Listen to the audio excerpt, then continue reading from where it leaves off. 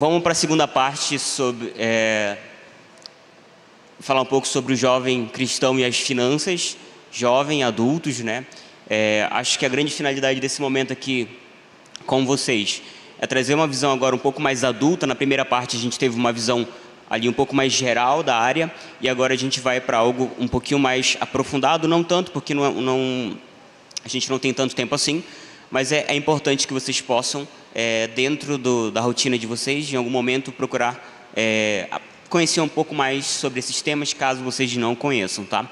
Então, o jovem cristão e as finanças, e a gente vai trazer muito um parâmetro da vida de nós solteiros. É claro que aqui tem casais também, namorados, esposas, enfim, mas algumas coisas que eu vou trazer aqui, elas servem tanto para solteiros quanto para aplicação na vida de casados também. Pode passar, por favor? Um dos grandes desafios da vida adulta é conduzir as finanças pessoais de forma coesa, né? Eu sempre falo muito disso, de quanto antes a gente começar a conversar sobre isso, a entender sobre esse assunto, melhor. Isso facilita muito a nossa organização, isso facilita muito a forma com que a gente conduz a nossa caminhada financeira.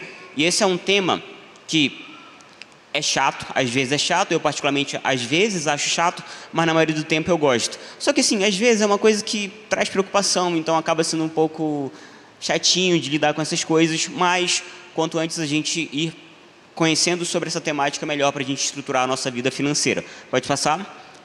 Essas boas decisões, elas precisam iniciar na nossa fase da vida de solteiro e devem ser encaradas como uma preparação para o casamento.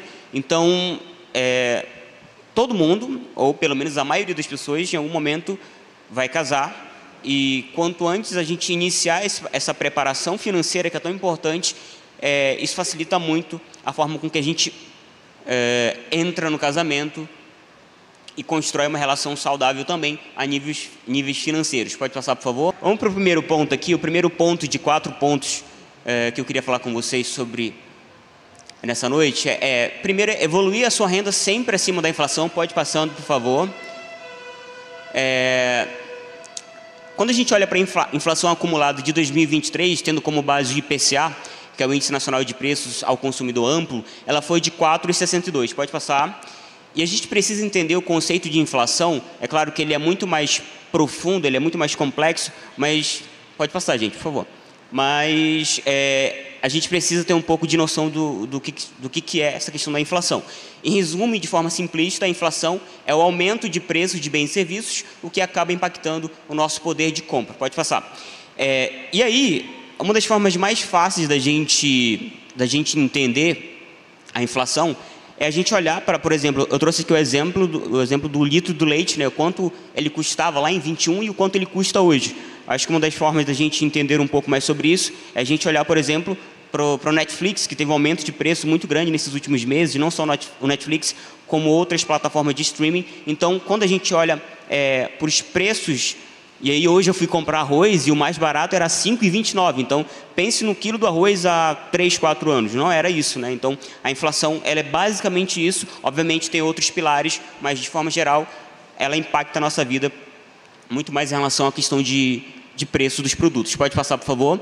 E aí, um ponto muito importante sobre evoluir renda é que quando a gente entra nessa vida adulta, vida financeira, é muito importante a gente olhar para a inflação e tomar cuidado para ela acabar não corroendo o nosso poder de compra. Então, por exemplo, se o seu salário não aumentou no ano de 2023, virada 23, 24, 4,62%, isso significa que o seu poder de compra ele já diminuiu. Se o seu salário não aumentou mais do que 4,62%, você já perdeu o poder de compra.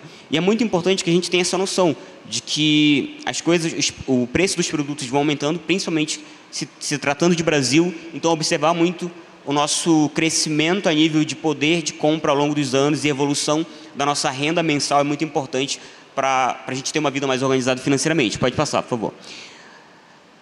Segundo ponto, mantenha o controle e tenha cuidado com os gastos fixos e analise bem possíveis gastos desnecessários. Os gastos fixos é aquele que a gente já está acostumado, né? Energia, água, aluguel para quem paga aluguel, enfim, são os gastos mais robustos que geralmente consomem grande parte da nossa renda, e esses gastos, eles não têm muito como ser tirados, né? Não dá para viver sem água, sem energia, basicamente. E aí, um adendo importante, tá? Gato é pecado e é crime. Preciso falar disso aqui. Gato é pecado e é crime. E talvez isso seja um grande impeditivo para as pessoas não evoluírem na vida financeira, porque você está roubando e está cometendo um pecado. Então, por mais que esteja muito caro a energia, não caia na tentação de colocar o seu gatinho lá, porque é pecado, e você pode ser preso também, né? Volta lá rapidinho, só para a gente falar algumas coisas aqui. Gente, esses gastos menores não é o grande problema, né? É claro que, a depender do quanto você gerencia os seus gastos menores, isso pode ser um problema para você. Mas, assim, às vezes a gente precisa avaliar, de acordo com a nossa fase da vida, aquilo que a gente tem como um gasto mensal, né? Por exemplo, você realmente precisa de 4 plataformas de streaming? Às vezes não, às vezes você pode ver com 1 ou com 2, não é uma questão de tirar o entretenimento da sua vida, mas às vezes a gente precisa olhar para a nossa situação financeira e se não cabe no seu bolso 4 streamings, diminui para 1, para 2, às vezes a gente sente essa necessidade muito grande de ter acesso a diversas plataformas, sendo que na maioria do tempo às vezes a gente acaba nem usando, né? Eu lembro que uma vez eu passei 5 meses sem usar o Amazon Prime. Tipo, às vezes a gente nem está usando, mas a gente está lá pagando. Então, esses cuidados com os gastos menores, eles são importantes. Pode passar. Terceiro ponto aqui. Trace metas realistas conforme o seu momento de vida. Eu sou muito fã da ideia, isso aqui é um pensamento meu, tá? E é aquilo que eu acredito. Se você tem 21, 22, 23 anos de idade, você é solteiro, dificilmente vai fazer sentido você financiar um carro. Se você não tem uma condição financeira boa, e se você está construindo a sua vida, talvez não faça sentido você comprometer 5, 6, 7, 8, 9, 10 anos da sua vida financiando um carro. Sabe, andar de ônibus não vai matar ninguém, gente. E principalmente nos dias que a gente vive, onde é muito fácil você ter acesso a transporte, sem ser o ônibus, né? Então, às vezes a gente precisa dosar um pouco a nossa vontade de antecipar alguns sonhos. E assim, será que realmente faz sentido você comprar lá a sua Hornet 600 cilindradas, lá nos seus 22, 23 anos? Talvez não, sabe? Então, a forma com que nós cuidamos do nosso dinheiro, aqui no comecinho da nossa vida adulta, basicamente, ela vai decidir muita coisa lá na frente, sabe? E aí eu costumo muito dizer que tempo é um fator importante na nossa vida. O tempo, a forma com que nós gerenciamos o nosso tempo e os nossos recursos financeiros, eles vão fazer uma diferença enorme lá na frente. E a gente vai perceber isso agora em algumas simulações que eu trouxe aqui para vocês. Pode passar. Primeiro, a gente precisa entender que dinheiro serve para fazer mais dinheiro. Eu falei isso, acho que lá no mês passado. Pode passar, por favor. E quando a gente entende que dinheiro faz mais dinheiro, a gente começa a olhar para os ativos de forma mais cuidadosa. Ativos são qualquer coisa que coloca dinheiro no seu bolso, seja tangível ou intangível. Pode passar? E aí, eu trouxe alguns exemplos aqui: imóveis, carros, campos destinados para o aluguel, ações, fundos imobiliários, título de renda fixa, enfim, tudo que coloca dinheiro no seu bolso são ativos, tudo aquilo que tira dinheiro do seu bolso são passivos. Então, a gente precisa ter esse hábito de, desde cedo, começar a adquirir ativos. E eu sei, às vezes é difícil, né, ter imóveis, carros para alugar, ter um campo para alugar, enfim. Só que eu vou falar aqui daquilo que eu considero muito mais acessível para todo mundo, para literalmente todo mundo. Se você, sei lá, se você consegue guardar R$10 por mês, você já tem acesso a títulos de ações, fundos imobiliários, título de renda fixa, ações no exterior. Então, existe uma gama de investimentos que você pode começar desde muito cedo e, acredite, faz muita diferença o período em que você começa a ter acesso a esse tipo de informação. Pode passar? Eu trouxe aqui uma simulação, gente.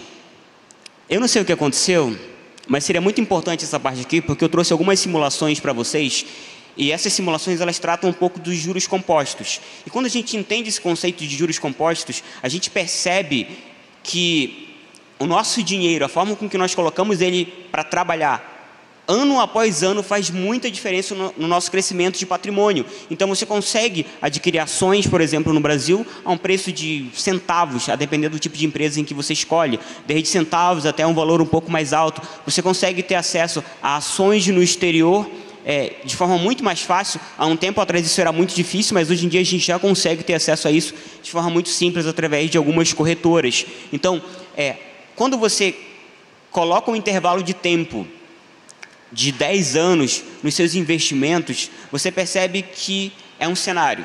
Quando você alonga esse período para 20 anos, é um cenário completamente diferente. 10 anos faz muita diferença.